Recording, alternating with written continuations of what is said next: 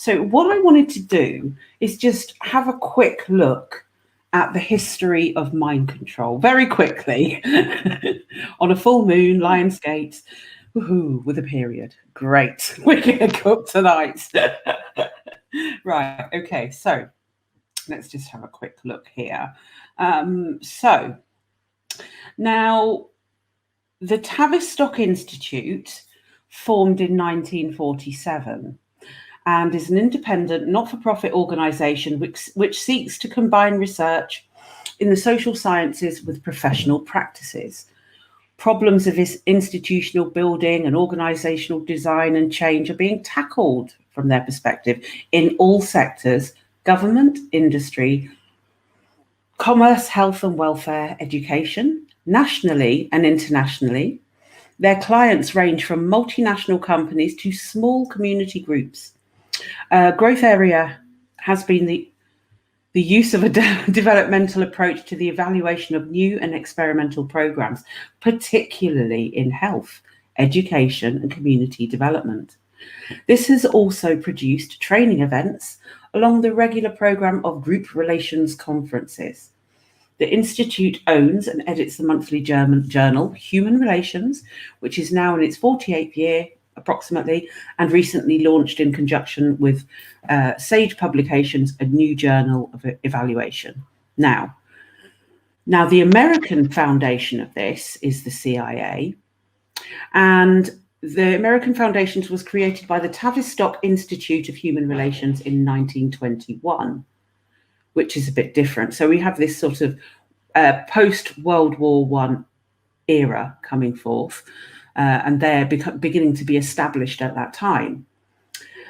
Tavistock then, where did I see that? Tavistock is headquartered in London. Its prophet is Sigmund Freud. Settled in Maresfield Gardens when he moved to England, he was given a mansion by Princess Bonaparte. Tavistock's pioneer work in behavioural sciences along Freudian lines of controlling humans established as its world centre of foundation ideology. It now extends from the University of Sussex to the US through the Stanford Research Institute, Esalen, MIT, Hudson Institute, Heritage Foundation, Centre of Strategic and International Studies at Georgetown, where State Department are personally trained, US Air Force Intelligence, RAND and MITRE corporations. So here we have a network of secret groups involved too. Trilateral Commission, Club of Rome, and all of these names that we may or may not have heard over the years. But the point of it is that they provide the research base and foundation for learning how to control our lives. So I thought I'd have a little dig around on their website, and it's really interesting. What do they do? What do they do? Well, hold on. And this is the offshoot, and particularly the Behavioural Insights team provide data to Tavistock Institute. Okay, so what do the Behavioural Insights team do? Well, when I look at health and well-being, they provide data here on the mitigating, thank you, Santos, mitigating the impact of COVID-19 on higher education, right?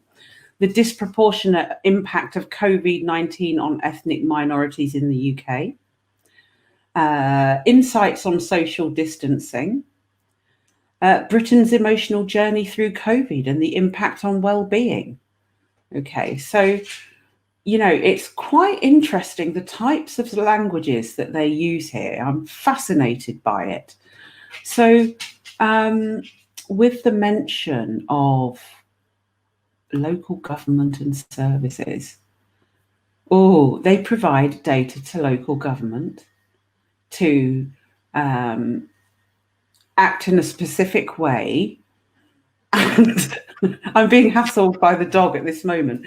So what they do is provide policy for organisations and so on to control or tell people, in essence, how they should live.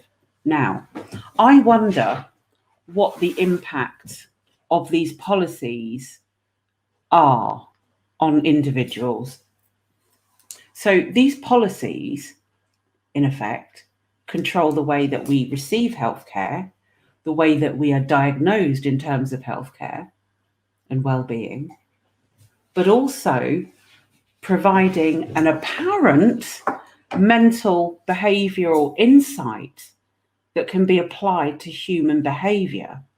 So once you control human behavior at a cultural level, a historical level, a business level, global commerce level, an educational level, an industrial level, then you have all these elements of control weaving their way into our lives, often with people not really understanding why they feel unhappy about it.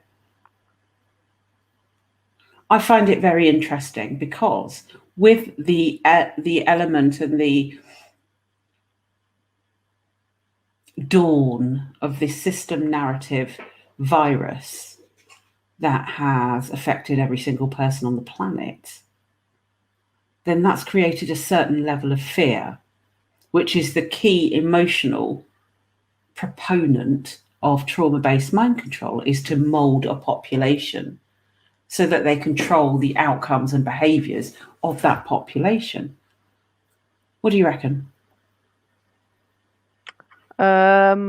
Well, very possibly. That may be, the intent behind it. But I feel that there is a big cloud of fear over the planet anyway, and that that fear, as more and more people awaken, that fear dissipates a little bit more and a little bit more, and that's the control that we have, is to do our personal work and walk forward. And once the work never finishes, but once you've reached a certain level and you can facilitate other people's work for other people, then to me that's the way I can get my head around stuff like you've just read out, because really on another level it doesn't make that much sense to me. And sometimes when people sort of talk about a lot of that kind of stuff, it feels very disempowering, because it's like, well, what can I do with that? Yes. So for me, I personally, I tend to ignore a lot of it, whether it's going on or not, and I just do the bits that I can do, because that's empowering to me. Mm-hmm. And I feel like I can then have a positive effect on the world.